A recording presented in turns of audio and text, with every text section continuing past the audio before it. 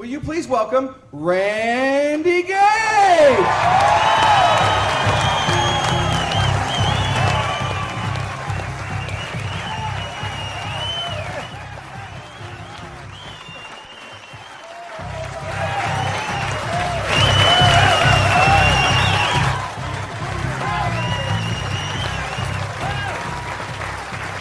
Thank you. Thank you.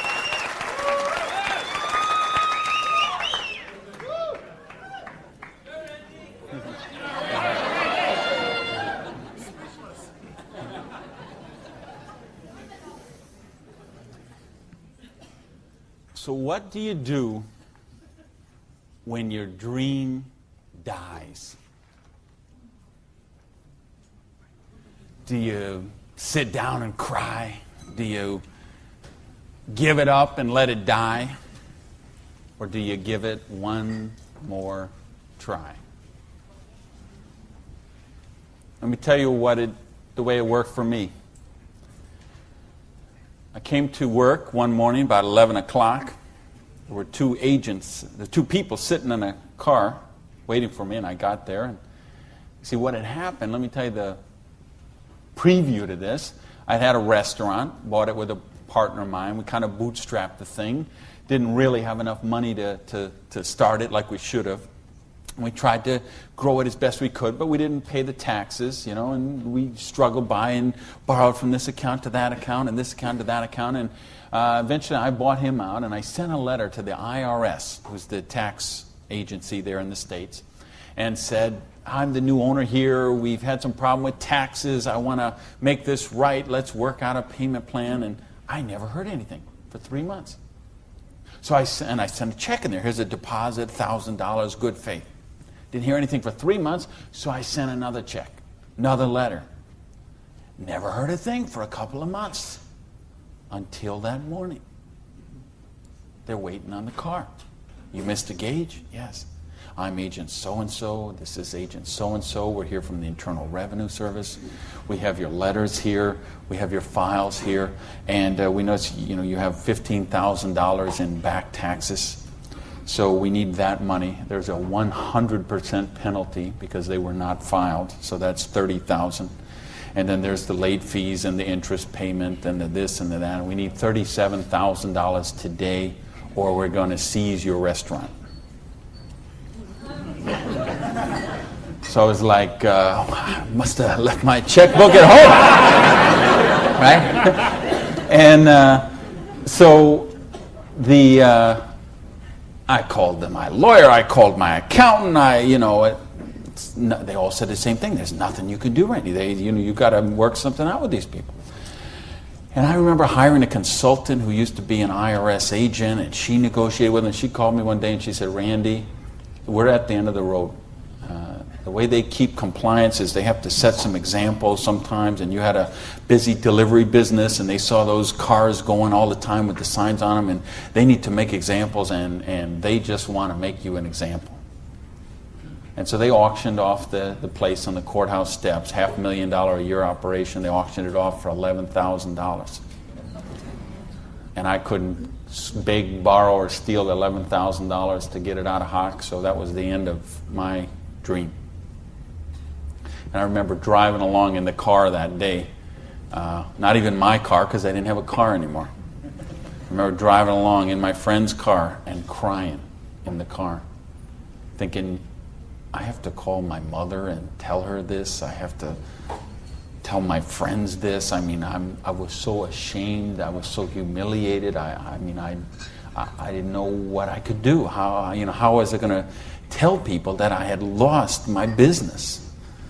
And between the $37,000 I owed those guys and then the money I owed for the vendors, whatever money I had left that day, I took and paid off the employees and said, this is the last check you're going to get, so, do what you can with it. And that left me $55,000 US, $55,000 in debt.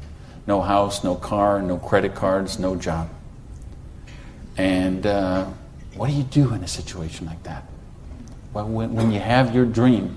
And see, that was the biggest dream I had at that point in my life. Because as you heard from Ford, I'm a high school dropout. I started off as a dishwasher in a pancake house. And then I worked my way up to cook, and then I became a waiter, and then I was a manager trainee. And I thought, boy, if I could just be a restaurant manager, that would be, I could wear a tie, I'd go around with the coffee pot. How's your dinner this evening? Everything okay? You know, I thought, oh, this would be it. Until I got that job. And then I realized I worked 60, 70, sometimes 80 hours a week for a fixed salary. And, you know, and then I became like the problem store manager, and they sent me around to different cities whenever they had a store losing money.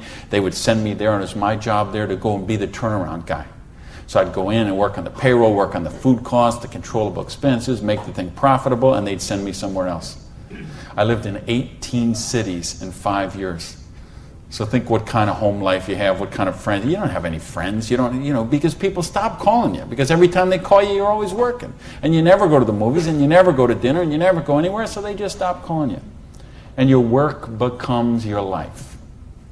And I know we got people in this room tonight and people watching on this film today who going through the same thing. We get out of balance. We get so busy chasing our income, we forget about living life. We forget about living our dreams. So anyway, that was my dream. I thought to run a restaurant until I got it. And then I said, well, this is crazy. I'm minimum wage here. When I divide all these hours I'm working with what I'm doing, I know what I got to do. I need to own my own restaurant. That would be the dream. And that's the great American dream, of course. And back in the States, is you get your own business and you start it up. And so that's what I did. And I saved my money, and I worked hard, and I played by the rules, and I did all the stuff you're supposed to do, and I got that restaurant. Until that day when it all ended like that. And all of a sudden, where do you go when you don't have that dream anymore?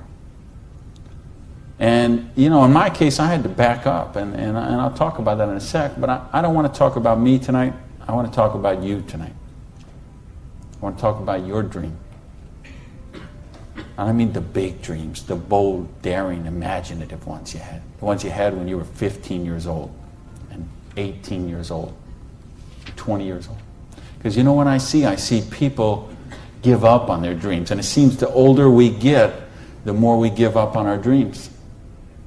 And you know, talk to any kid who's 15 years old, and they know they're going to have a great car when they grow up, and a great house, and a great job, and a wonderful spouse, and they're going to be rich, and they're going to be successful, and they're going to be an astronaut, or a football star, or a rock star, or whatever, right? There's no limits to what they can dream.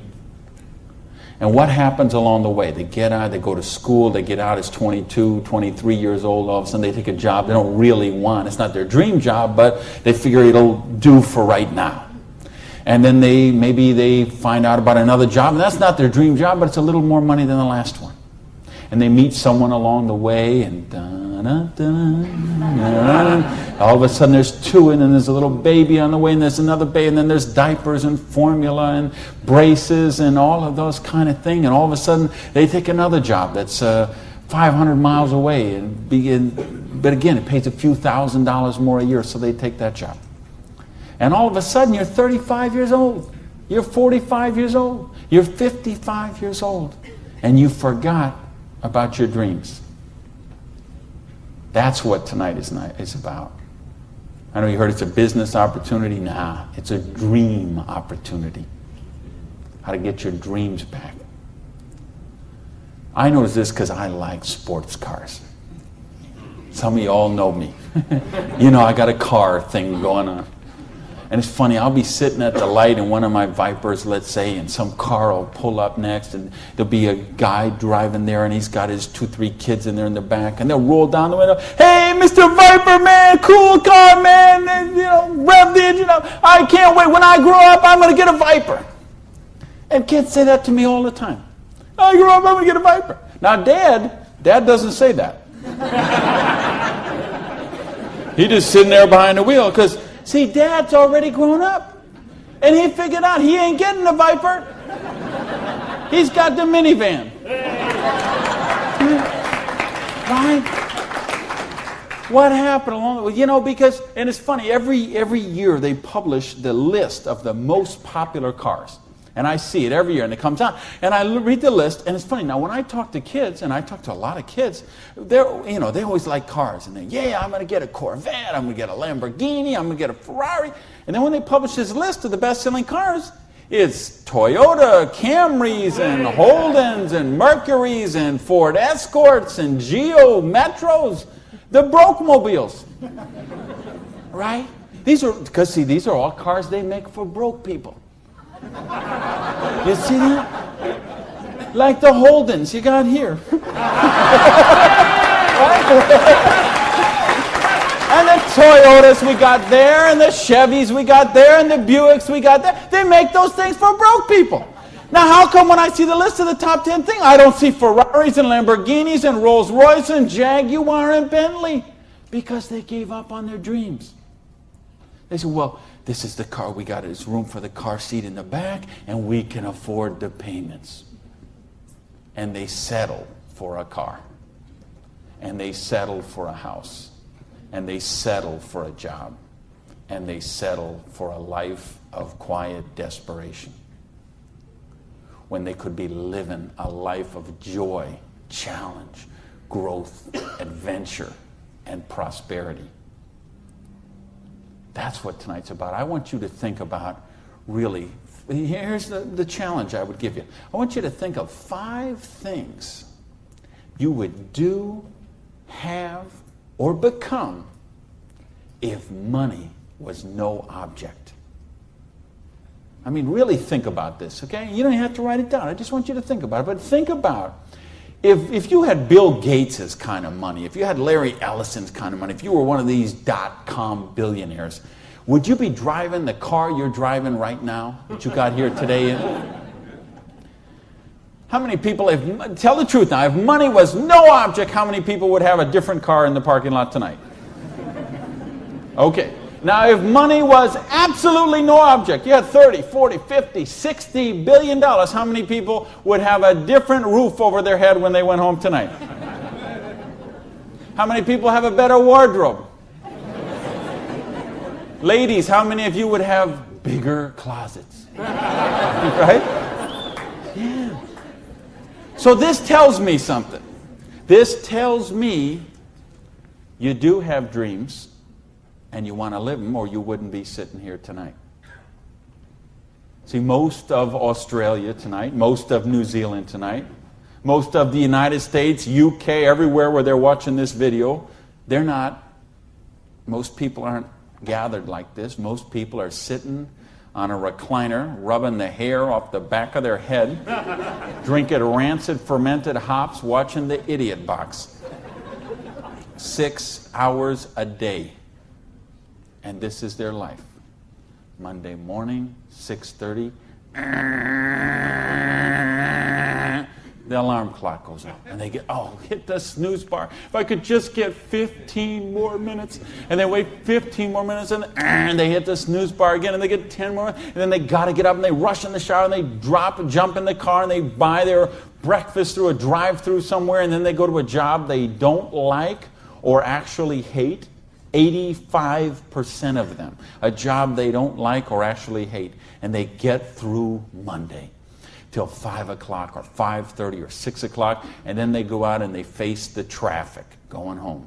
They probably get drive-through dinner somewhere, dinner in a bucket to take home to the kids, get in front of the Idiot Box and sit there in a coma till they fall asleep, or they crawl into bed until Tuesday morning, 6:30, it starts all over again. Wednesday, hump day. Thursday, we're almost there. Thank goodness it's Friday. Because you know what Friday means, right? Because Friday means somewhere near the end of the day, the boss is going to say, hey, here, boy. You're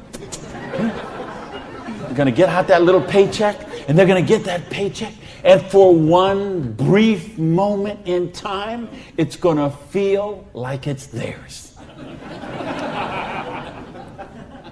But we know it isn't theirs, is it? because they got all those little window envelopes from the credit card company just waiting for them. And that money is spent long before it ever got there. But for this one brief moment in time, it feels like theirs. So I don't know what they do here in Sydney, but I know what they do in the States. They go out to Pizza Hut. All right? So it's off to Pizza Hut for a deep dish, meat lovers, extra cheese, extra meat, but, Diet Pepsi because I'm trying to hold my weight, And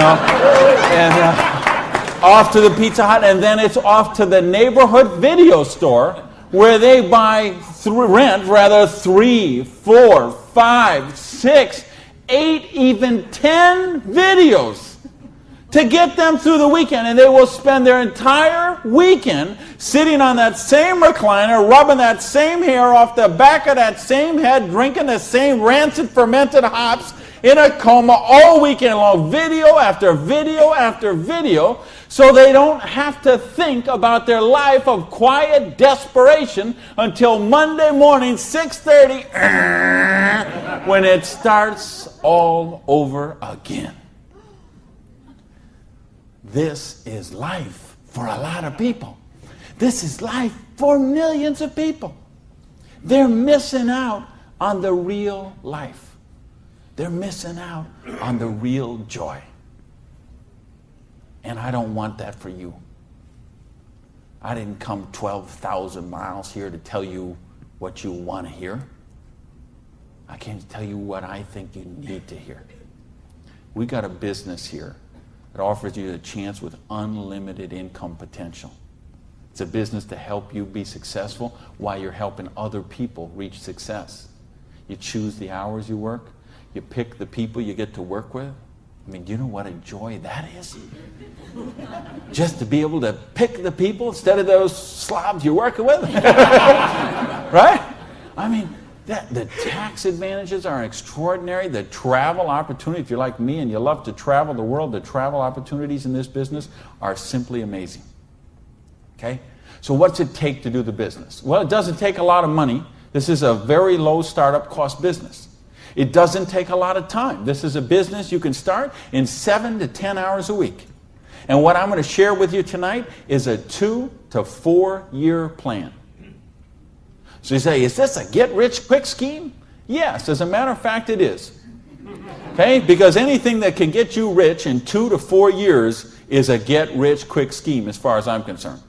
Because what are most people doing? They're doing the 45-year plan, which is they get a job around 20 years old. They work for 45 years at that dead-end job they don't like or actually hate and retire around 65 years old and try to live their golden years on half of what they couldn't get by on when they worked. Do you get that? Your retirement's about half of what, and I've been in all the country I've been in. I can't tell you how many different countries, and I've been in socialistic countries and free enterprise countries and everything in between, and I can tell you the retirement security, it's the same in all those places. Your golden years, if you're counting on the government to take care of you, if you're counting on pensions to take care of you, you're looking at living your golden years on 50% of what you can't get by on right now. So if your idea of your golden years is walking your poodle around the block, good luck to you. But if you think you're going to travel the world and go see your grandkids and live a wonderful life of leisure, you better take a very good look at what we've got to show you tonight. Because you've got to control your own destiny. You've got to control your own income. You've got to control your own retirement security. And that's one of the biggest benefits of this business. So it's a 2 to 4 year plan, takes 7 to 10 hours a week. It doesn't take a lot of money. So what does it take? It takes the dream. Because if you don't have the dream, you'll never find the 7 to 10 hours a week. I can guarantee you that. You're busy. We're all busy. You're working, you're picking up the dry cleaning, you're making dinner, you're taking the kids to football practice, you're paying the bills, you got to sleep, you got to eat, all this. You're using 24 hours of every day already. So what's got to give? You've got to find a dream, something that will take you to the frame of mind where you will change the way you live, you will change the daily actions you take, and you will change your mindset for a 2 to 4 year period. So that alarm clock will go off at 6:30 in the morning. You'll get up, you'll have your breakfast, you go to work, you'll work 8 or 9 hours at your job, you'll get out of the job, you'll run somewhere, grab a bite to eat, and go somewhere and work for another 3 hours in the evening. When you could be home watching TV, when you could be with your kids, when you could be with your family, when you could be watching a football game or something else. But you will make a sacrifice. You will say, I will find the 7 to 10 hours a week for 2 to 4 years to build my freedom, to build my security, to build my independence. And don't tell me, ladies, well, I can't do that because of my kids. Let me tell you what I say to that. Don't use your kids as an excuse not to do the business. Use your kids as the reason to do the business. So you can raise your own kids instead of paying someone else to raise them for you. You know, I mean, people drop the kids off at a daycare center at 7:30 in the morning and pick them up at 5 o'clock at night. Those poor kids couldn't pick their mother out of a police lineup.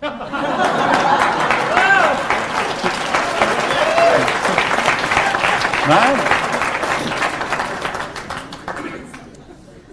Don't use your religion as an excuse. Let me tell you, I missed a lot of church for a couple of years while I built my business. I was doing meetings on Wednesday nights instead of going to church on Wednesday night. Some Sundays I was in a different city working with a long-distance line instead of being at church. But you know what happened?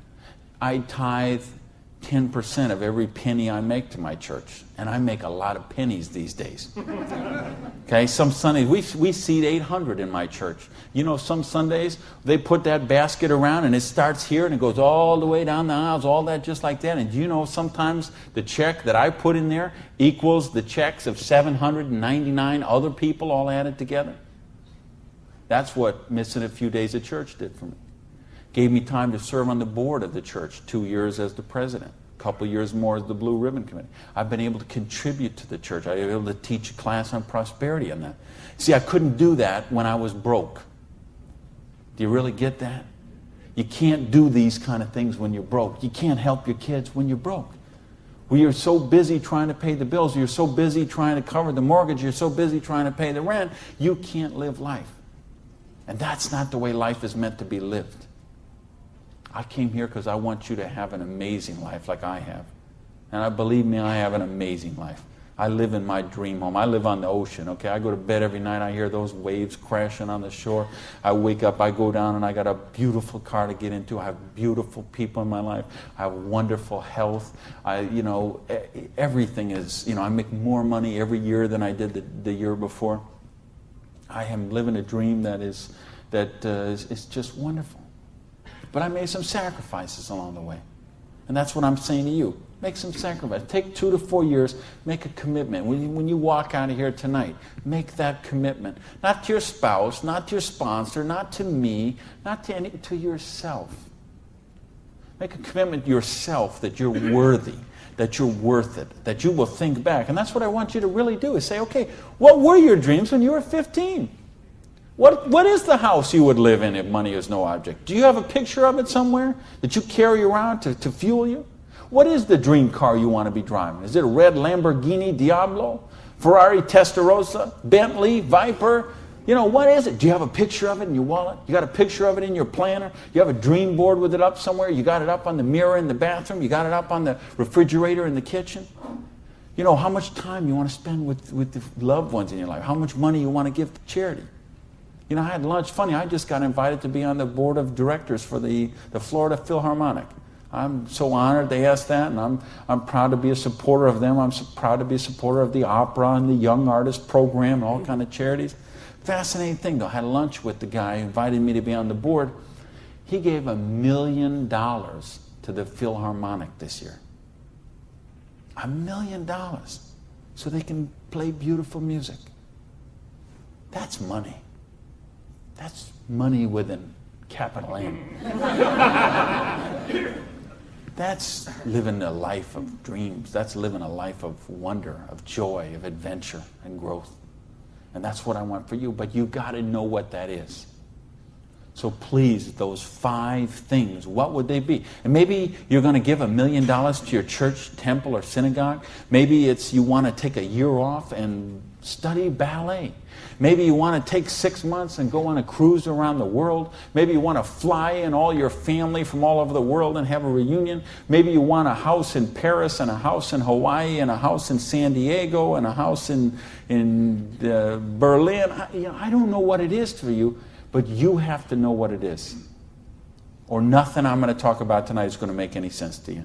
You'd be better sitting home watching Survivor, Big Brother, Fear Factor, whatever one of those shows. You could sit watching any one of those shows instead of be here tonight. Because if you're here tonight, you got to know what your dream is. And we can show you. I will draw out on this board. I will draw out a way and show you how you can live those dreams. And I'll show you how to build some residual income, some retirement security, and you can just do the numbers yourself, okay? And you could say, all right, is there any of those 5 things that I would do, have, or become that I can get with what I see here on this board?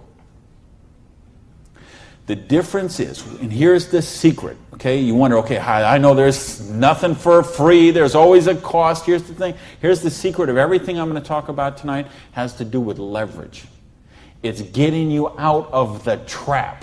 And there's a big trap, okay? And this is the trap. It's people trading time for money. You work 40 hours, you get paid for 40 hours. So you work 40 hours and you get paid $400 a week.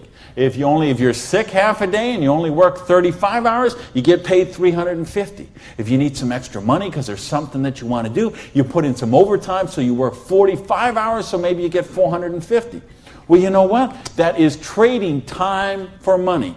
Time for money. Hours for dollars. Hours for pounds. Hours for dollars. Hours for cougar ranch. Whatever the currency is. If you're trading time for currency, you can't get wealthy. It's a trap. You got to put some leverage to work somehow to get out of that. Because this is what keeps people broke. So in my case, when I lost my dream, and I started all over again, I said, well, I got a choice here. I can go and live like most people do and live that life of quiet desperation and just mind my own business and do the thing and be a worker drone in the collective like everybody else. Or I can go after my dreams again. So I began a study of prosperity. Because when you're $55,000 in debt, no house, no car, no credit cards, and you start selling the furniture, things look a little different. Anybody here ever sell your furniture for your business? Interesting scenario. Here's what I found. The end tables, not a problem. Coffee table, no big deal. Kitchen table, hey, you can always eat in the sofa. Lamps, no big deal. You got the light in the kitchen on the ceiling. But the sofa and the bed and the TV. How did I know you'd know that? The bed, the sofa, and the TV, they gotta be the last to go. Because see, I don't know if you got it here, but what we have in the States, we have infomercials on all night long. So once midnight hits, these infomercials start, and they're all about how to make money. So what do you do when you're $55,000 in debt and you're sleeping, with no furniture and whatever? You sit up all night and you watch infomercials. And then you sleep all day and you're so depressed, and you get up and you read the one ads and you think you don't have a bus fare to go to the job interview, and you think how miserable your life is, and you eat macaroni and cheese 3 times a day, which is what I did for weeks and weeks and weeks. So I'd get up, sleep, mope around, eat my macaroni and cheese, and then midnight would start the infomercials. And I remember we had a Vietnamese guy named Tom Vu. I don't know if you ever saw that here, this infomercial. He had one of those courses on how to buy real estate, no money down. So one night, it's 3 a.m., I'm sitting on the sofa. Tom Vu comes on. He says, "You, sitting on the sofa! You, it's 3 a.m. Now I know he's really worried, because it's 3 a.m. I'm sitting on the sofa. He said, "You sitting on the sofa at 3 a.m. Your wife's asleep. Your baby's asleep. You are a loser. Nobody cares about you. You a loser. If you don't buy my program, you deserve to be broke.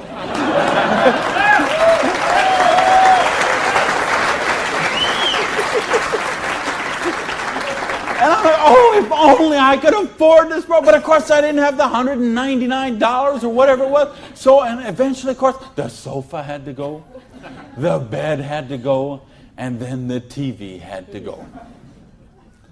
And then something else had to go. And that was my mindset. My victim, loser, woe is me, oh, the circumstances are against me. That mindset had to go. And I had to say, okay, I am sick and tired of being sick and tired. I am sick of being broke. I am sick of being sick. I am sick of being stupid. I'm sick, the truth is I wasn't even broke, okay? Because I would have needed $55,000 to qualify for broke. Okay? I would have been happy to be broke at that point in my life, okay? At that point, I would have been happy to have an alarm clock going off at 6:30 waking me up. Now, is that the dumbest invention you ever heard, though, an alarm clock? You're supposed to wake up when you finish sleeping. But, right, what do? We stuck in the thing. So now at this point, I wouldn't have been happy with an alarm clock. Okay, but I started a study of prosperity. And here's what I found. 2 secrets of prosperity. If you want to be wealthy, secret number 1, you have to be your own boss. You ain't going to get rich working for other people. If you've got to get a job as president of Disney Studios or, IBM calls you up and wants you to be the vice president of operations, maybe you're going to make a lot of money. All I know is those people weren't calling me, okay? And they may not be calling you, okay? So if those people ain't calling you, you want to get wealthy, you got to be your own boss. Because let me tell you a secret. I don't care how nice your boss is. I don't care how much your boss loves you and wants to help you. The truth is they have to buy you at wholesale and sell you at retail. Otherwise, they don't make money and they don't stay in business. So the only way they make money off you is to buy you at wholesale and sell you at retail. So if you want to make money, you got to be able to get up in the morning, look in the mirror, and know that you're talking to the boss. And issue number 2, and this is the most important thing, which we mentioned, you've got to employ the concept of leverage. And this is something, J. Paul Getty, who was one of the wealthiest people the world ever known, he understood this. And he was quoted oftentimes, this is probably his most famous quote, when he said, I would rather have 1% of the efforts of 100 people than 100% of my own efforts. Because he understood the concept of leverage. And he became one of the wealthiest people the world has ever known. So tonight, I'm going to share with you how you can employ this same concept of leverage that the wealthiest people in the world do, and it'll allow you to get your share of that kind of wealth. And I'm happy to say, I'm one of the wealthiest people in the world. You know that? Now, you know what? I don't have Bill Gates' money. I don't have Larry Ellison's money. I couldn't spend $90 million on a boat down in the Kiwi race there next week. But you know what? I'm one. If there's 6 billion people, whatever there is on this planet, I'm wealthier than 99.8% of them.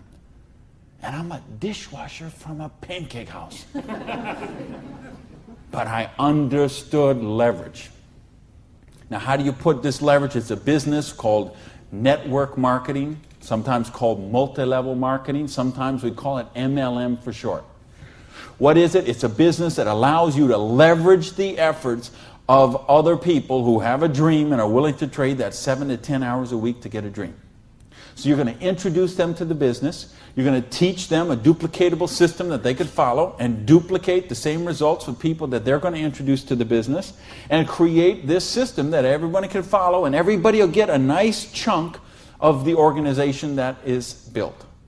And because you direct your own organization, because you are your own boss, you get some residual income out of the efforts of the people that you introduce to the business. That's the leverage. It's no different than when Madonna makes a record and every time they play that CD, she gets a royalty of that. When Coppola does a movie and that movie plays, it gets a royalty of that. This is how the average person can get leverage. See, if you got money, leverage is not a problem. You can leverage your money. You can buy stocks, bonds, invest in companies, invest in real estate, all that kind of stuff. I couldn't do that. If you could buy a franchise. If I would have bought a restaurant franchise instead of opening my own restaurant, chances are I'd still be in the restaurant business. But you know what? I couldn't afford the franchise fee. I didn't have that kind of money. Ask someone about the stock market, they'll tell you, unless you got $25,000 you can afford to lose, don't even get in the stock market. Well, I didn't have $25,000 I could afford to lose. I didn't have $25 I could afford to lose. So I didn't have the money to leverage. And if you got a couple $100,000, couple million you can leverage, hey, maybe you don't even need to be here tonight. But I'm speaking to the rest of you who don't have that kind of money. And the rest of you who used to have that kind of money till the stock market tanked, and now your retirement fund is 40% of what it was 2 years ago. Okay, let's talk about how you build your security. Well, so what is network marketing? It's just a new paradigm in distribution. Been around for over 50 years now. And it is, why I say it's a new paradigm in distribution is because it's changing the way we get products and services to the consumer. And with things that have happened recently, like the internet, overnight shipping, satellite, telephone, fax technology, all of this stuff is driving network marketing to be a bigger force today than it has ever been. So it's been growing consistently for more than 50 years. There are somewhere between 14 to 16 million people in the network marketing direct selling industry. And it will do somewhere between 70 and 80 billion dollars US this year. So this is a very credible business. And if you've been reading the financial papers the last few years, you've seen it mentioned in the Wall Street Journal, had front page cover stories on Success magazine, Forbes magazine. The mainstream press is really starting to pick up on this. Now, why is that happening? Is because it's the future. It's what has to be, because what has happened in the past doesn't work anymore. In other words, here's how it used to work in distribution. We'd have a manufacturer. They would make a product. They would sell it to a wholesaler who would buy it, resell it to a rack jobber who would buy it, resell it to a retail chain. They would buy it, send it to a warehouse somewhere, sits in a dusty warehouse for 6 weeks, and then it gets transferred by truck, maybe it goes to the store, and then you come in the store and you buy this product. Well, they had to make money, they did. You have all these parasites who were taking money out of your product. I say, why am I calling all those people parasites? Well, it's not that they're not nice people, it's just that made sense 100 years ago. It doesn't make sense today. Because today, we can have a network marketing company manufacture a product and send it direct to a distributor who in many cases is the end consumer, and in other cases is just conversationally marketing the products with their friends, neighbors, and relatives, and we eliminate all these other people in the middle. So look at the difference. This made sense 100 years ago. Something came by boat over here. Maybe it went from California, it went on a ship, came to the East Coast here, and then it was transported across to Australia, over to the outback. It was the same thing with us. We used to get stuff from England, and it would land in Boston or New York, and then it would go by stagecoach across the country, and then it went by train, and then it went by truck, and this is the only way it worked. This is all we knew. Then we got fax machines, we got the internet, we got Federal Express, UPS, overnight delivery, we got 800 telephone numbers, we got fax machines. All of a sudden, this doesn't work anymore. It's a broken model. Why do you think so many businesses have been in bankruptcy in the last 5 years? And I mean big name, 100, 200-year-old companies, retailing giants like Macy and Stalwarts that we would think have been around forever. They went into bankruptcy court. Why? Because they have a broken distribution model. This is the model of today. This is the model of the future. And with what we're doing now with internet and 800 numbers and ordering, this is going to get just bigger and bigger and bigger. So what this does is this allows you an opportunity to participate on a new paradigm in distribution. I want you to think when fortunes were made. They're made in revolutions. The agricultural revolution made a bunch of rich landowners. The industrial revolution made a bunch of rich factory owners and business owners. If you think of Carnegie, the steel, the Amoco people, the Standard Oil people, the Henry Ford and the Chryslers, and think of all the old money today. It all came from the families we know today. It came from the Industrial Revolution. So now we have the distribution revolution. So what this means is that 50 years, 75 years from now, there's going to be a meeting at a hotel somewhere in Sydney, Australia, and they're going to say, think about the old money today, the Gage money, the Hawkins money, your money, and say that was made in the distribution revolution. Because they saw the power of the internet, overnight shipping, fax machines, 800 number, and how to put all this together into the new paradigm of distribution. This is what we're in right now. And I believe the next 2 years is going to be the biggest years of growth in the history of the industry. And you could be a part of it. Well, your income 40 years from now is going to be present on what you do for the next 2 years. Now notice we have all this money that got wasted before. Where did it go? Well, there's two places it goes. Number one, it goes to product research and development. And I'm going to talk about that in just a little bit. And the other place it goes is right here to you, the distributor. The people who actually get involved with the business. All this money that you use, because see, sometimes you could go to the store, you could buy a box of cereal for $3.50. The actual cereal, the cost of that cereal might be 40 cents, 35 cents. What is all the rest of that money? It's all this wasted layers of distribution. So see, that isn't necessary anymore. So that money gets freed up, and because you are a pioneer of the industry, because you are somebody with a vision and a dream, and you're willing to trade the 7 to 10 hours a week to get the dream, you are going to cash in about that. I want to sketch out how the business really works, so you get an idea how the money takes place and how you can participate in that. I guess, is this? I think this is, I found the secret. You do it a little different here down under. All right, let's talk about how you make money in the business. You, not me, not them, you. How do you make money? Well, you got a dream. You're willing to trade 7 to 10 hours a week for 2 to 4 years to get your dream. So you sponsor into business. Okay, you make that commitment. Your sponsor says, all right, I'm going to work with you, train with you.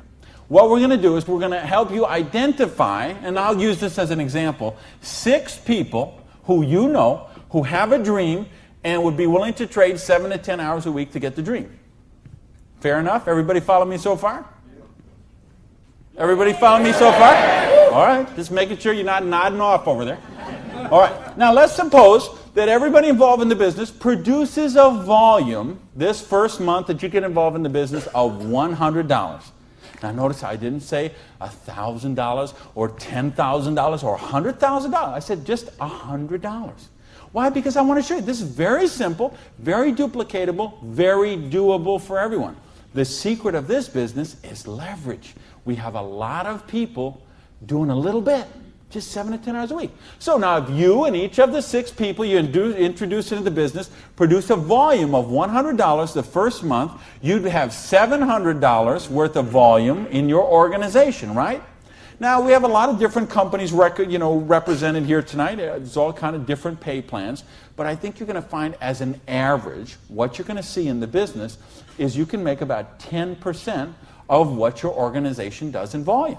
So if you had 6 people plus yourself, everybody did $100, you'd have $700 volume, so you'd make $70 your first month in the business.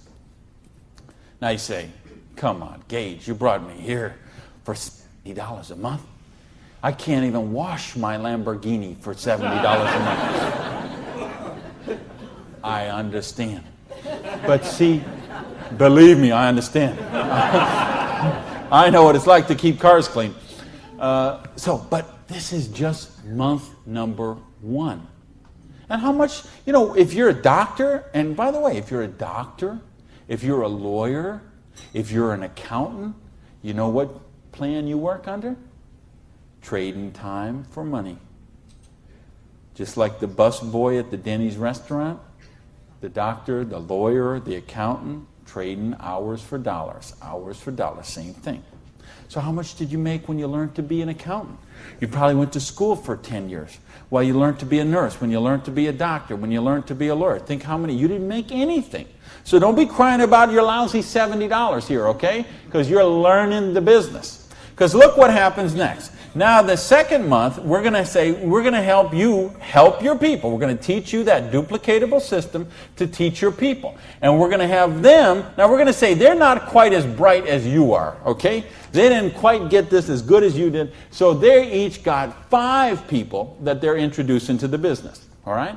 Now, of course, it will not work out exactly this way, because I know some of you accountants there are sitting there thinking, okay, this guy might only get 4. Don't worry about that. I'm just making an example. So you got the 6, and this 6 each got the 5. Well, that would put 30 new people in your organization. Plus, you still have the 6, plus you got you. So now, the second month, you'd have 37 people, each doing $100. How much would that be? $3,700, right? So 10% of that would be how much? $370. Now you say, okay, $370 is a nice little pin money, but it still isn't going to buy my Lamborghini. I understand that. But that's just month number 2. Because all of a sudden, look what happens. There's 36 other people who are, now they're not working for you, they're working for themselves. So they're not calling in sick, they're not stealing paper clips to take home, okay, none of this stuff. They're all working for themselves, right? Now, what happens when we duplicate the process? And we say, now we're going to teach them how to teach their people. And you say, well, how do you do that? We've got a complete step-by-step duplicatable system to show you how to do that. You're going to teach your people how to teach their people. So we say, what if those 5 each just got 4? Now, why I'm doing this? Because I want to be really, really conservative. If I showed you what could really happen, I'm afraid you might swallow your teeth. So I'm going to be very conservative. So now if the 30 people each just got 4 people, now we'd have 120 new people in the organization. They don't work for you, they work for themselves, 7 to 10 hours a week, they're building a dream. 120 plus the 30 plus the 6 plus you, that's 157 people. Everybody just doing, not 1,000 a month, not 10,000 a month, not 100 lousy dollars a month does $15,700 income or volume, which means your income for month number 3 would be $1,570. Now, all of a sudden, we have a little money we could play with something. We could do something with $1,500 a month. Do you know how many bankruptcies would be avoided with $1,500 a month? I would make a bet to say of all the personal bankruptcies, and there's been a record year for personal bankruptcies the last 6 or 7 years in a row. Every single year has broke the record from the year before. And I had someone very close to me did this just a couple of years ago. And I'm telling you, I bet 90% of them would be eliminated with $1,500 a month. In fact, 90% of them would probably be eliminated with $300 or $400 a month. Just this much, the $370 a month, would help most people that they could just start paying down their credit cards instead of paying those minimum balances every month. By the way, do you know how long it takes to pay off your credit card if you're paying the minimum balance every month? 10 years? 20 years? 30 years? 40 years. That's how long it takes. So if you're paying the minimum payment every month, get happy, because in 2042, you're all paid off. All right, now we're going to go down one more level. Now we're going to say, what if the 4 people each just work with 3 people? Now again, everybody's not going to do it this way. Some are going to do it more, some are going to do it less, but I just want you to see how it works. Now the 120 people each do 3 people. That give us 360 people, plus the 120, plus the 30, plus the 6. This comes to how many? Somebody help me. I'm a high school dropout. 500 and something. 517, is that right? Who's here? Somebody good in math? So 517 times 100 is $51,700 volume in your little business that you got no employees, no office, no overhead. You're running this from your kitchen table or your spare bedroom or your hallway or your closet. and you're doing $50,000 volume a month. Do you understand? We can leave this hotel. We can go down the street, Elizabeth Street. We can go onto Oxford Street. We can go to Liverpool, and we can find shop after shop, beauty salon after beauty salon, store after store, dry cleaner that are not doing $50,000 volume a month. And you're doing it out of a part-time business 7 to 10 hours a week. Why? Because you're using leverage. Do you get this? Yes! Because, do you really get this? Yes! Because, let me tell you a secret. If you get this, you're not going to sleep very well tonight. Believe me, I have spent many a night just laying on the pillow, looking at the ceiling, and seeing 6 get the 5, get the 4, get the 3, okay? If you understand this, now we're talking $5,170 a month. Now, you know what? I did that in 4 months. It said 1, 2, 3. What if you didn't do that in 4 months? What if it took you 6 months? What if it took you 10 months? What if it took you 2 years? I told you it's a 2 to 4 year plan. Okay? And I know what some of you are thinking. All right, but what about if this guy here drops out? We got it handled. Okay? We have a thing called dynamic compression, and so we know when someone drops out, we eliminate their volume, we move up the next qualified person, and the whole organization moves up. So we got that covered too. Okay?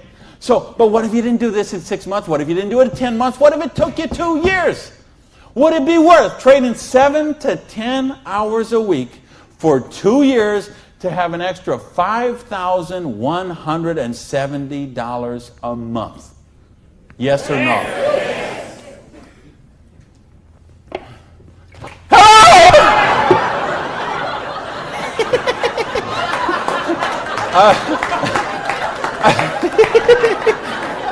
Aren't you glad you got the front row, baby?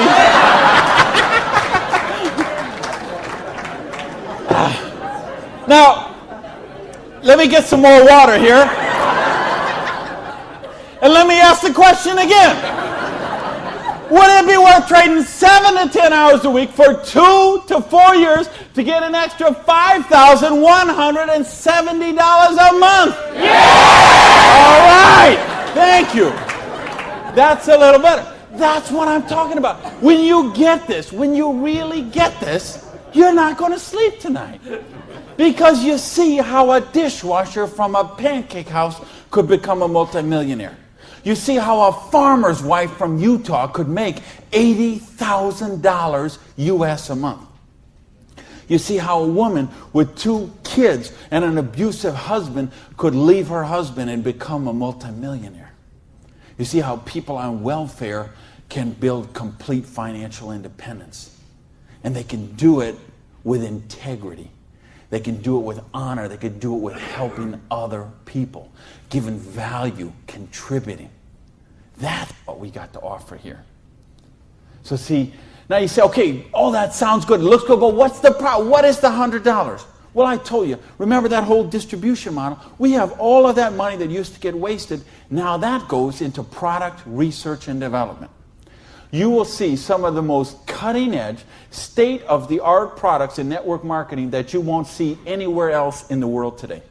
Some of the best scientific breakthroughs, some of the best health breakthroughs, some of the best wellness breakthroughs, medicine breakthroughs, herbal breakthroughs have been personal care products, environmentally non-toxic, natural products. Some of the most breakthrough products in all of those categories have been brought to the marketplace because of network marketing, because they have the time, the money, the research, the resources to do that kind of research. So what I'm going to ask you is, if you're here, you're looking at this for the first time tonight, if you're on the video and you're seeing this for the first time tonight, you have a conversation with the person who invited you here. Have a conversation with the person who asked you to watch the video. And they will give you a catalog. They'll give you some brochures. They might have some tapes, some videos, some other things, and you'll find out about these products. What I want you to see tonight, right now, is the big picture. how the distribution model works, because this is how fortunes are made. People who recognize new paradigms become pioneers in those paradigms, and they reach the reward for generations sometimes. So the products are there. Next question is, say, what about the support? I don't know anything about this business. I've never done it before. How can I do the business? Well, that's what the system, we keep talking about a system. In other words, we've got a system where we're going to teach you how to do the business, and we're going to teach you how to do the business while you actually do the business. That's why we've got this presentation up on the internet. That's why we have this meeting in this hotel here tonight. You have a sponsorship line. So you see, a lot of people say, well, I don't want to be this guy here. I want to be this guy right at the top, because look at all these people he's got under him. Well, you know what? This guy or this gal down here, this person and this person and this person and this person, and all the way up to the company, all those people work for that person for free. Because every one of those people have a vested interest in their business. So you want to have 150 people between you and the company, because they all work for you.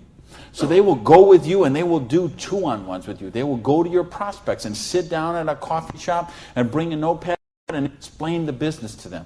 They'll conduct meetings like this where you can bring your people and let them see what the business is about. They'll bring in speakers from all over the country and sometimes all over the world, so your prospects can see and meet and learn from some of the most successful people in the business. There's conference calls, there's monthly newsletters, there's regional trainings, there's company conventions, there's audios and videos and brochures and booklets and catalogs. There is just hundreds of little tiny things that are all designed for one particular goal in mind: to make you successful. See, you are in business for yourself, but you're not in business by yourself, because you have that whole support network of people to help you build the business. So, and that don't happen when you open up your own, and you know this, most of you in this room, you know, if you've ever been in the restaurant business, like I have, you know what I'm talking about. If you own a beauty salon, you know, if you own a little store or a shop, you know you don't own the business owns you. And you know, if you work for someone else, you're never going to get wealthy that way. So what we've got tonight is a model that lets you work for yourself, but not by yourself, and it gives you the option to build your future. Now, I want to give you 3 options. If you're thinking about the business, I want to suggest 3 things to you. Option number 1 is you say to me, you know what, Randy, that sounds good, it looks good, but you know what, I'm one of the 1/2%. I love my job, and I get paid exactly what I'm worth. Well, you know what? If that's you, I don't know how you still made it this far in the room tonight. But if you did, thanks for staying. And then we'd love to have you as a customer. Okay? And what I'd ask you to do is to talk to the person who invited you tonight and ask them about the preferred customer program. Because I told you, we've got some of the most cutting-edge, state-of-the-art products that you're going to find anywhere. And the difference is, if someone in this room or someone who asked you to watch this video told you about them, they will become your personal customer service representative. So you're not calling some 800 line that you never met, or sending things off and going into a store and standing around for 20 minutes trying to get someone to wait on you. You're going to have the personal attention of somebody who knows you and cares about you and will look after your needs personally. Now, option number 2 is what we call the small business.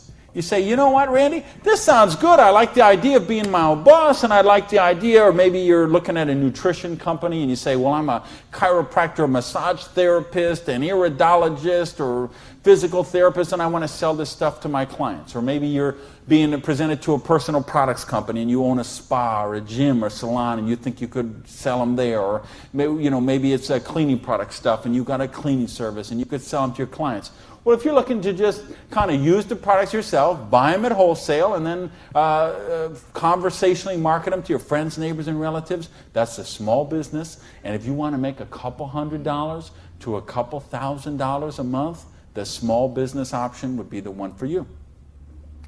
Now, there's one more option, and that's the big business option. Okay? And that's the stuff that we're talking about right now. Meaning, you're not looking just to retail a couple products to a friend. You want to build complete financial independence. You got a dream. You're willing to trade that 7 to 10 hours a week to get the dream, and you're willing to do a 2 to 4 year plan, and you want to work to build that dream. You want to build an organization like this. That's the big business option. If you're looking for financial independence, then that's the option for you. Now let's bring this all together. I told you what happened when my parade got rained on. My dream looked like it was going to die, and I drove around in that car. I remember crying in that car and thinking, having to call my family and call my friends. And that it just took so much out of me. And I'll tell you what I did. I went in, and here I was. I had owned a restaurant. I'd owned 2 restaurants in my life. I had been a restaurant manager for years.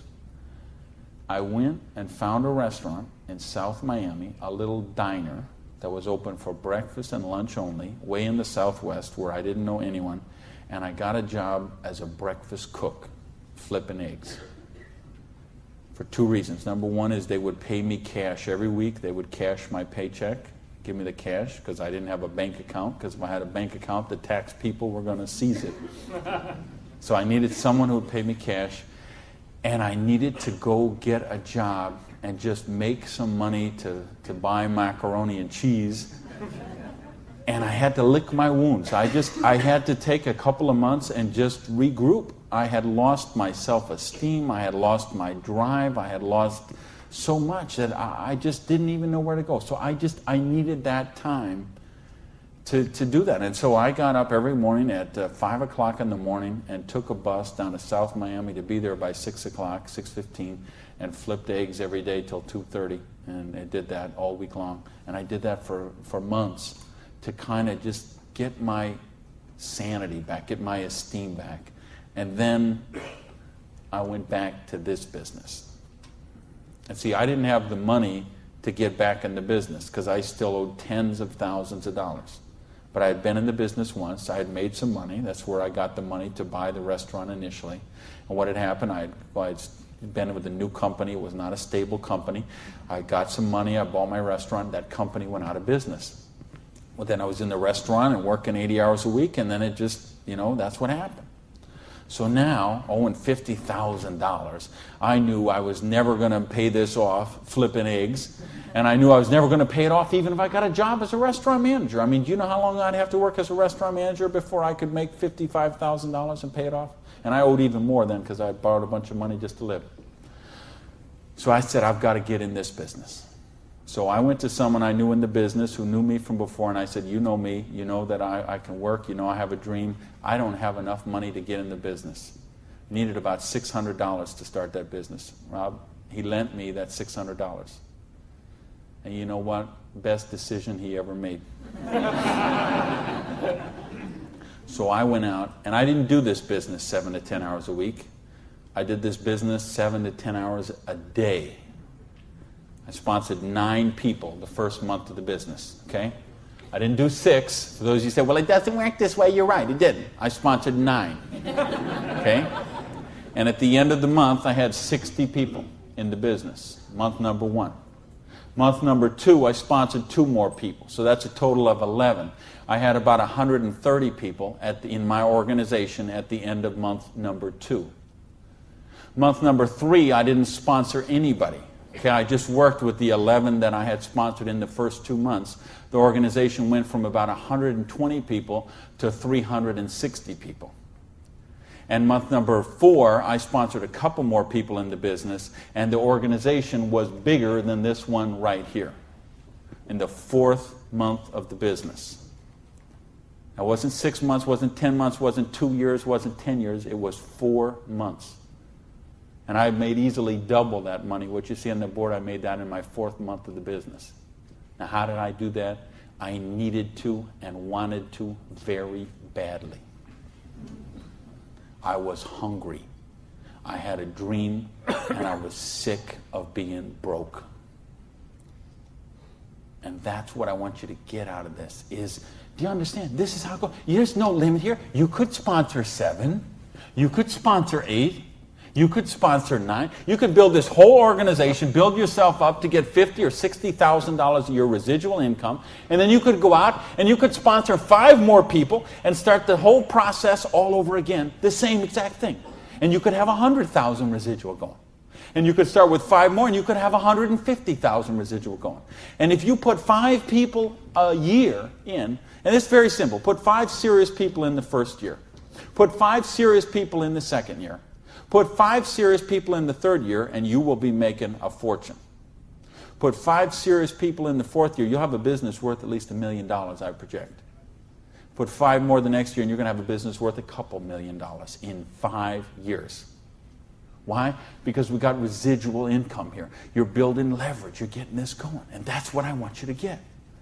You know, and now I've been able to help people all over the world. I told you guys, the platinum people, I talked in the reception about the 3 kids from Norway who came to a program I did in 1998. And they're all multimillionaires now, all 3 of them. Number 1, number 2, number 3 payout in their company.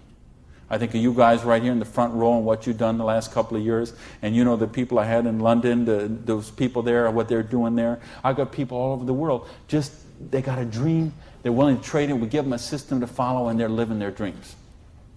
I think of a lady named Mary in Colorado. Lady I mentioned earlier.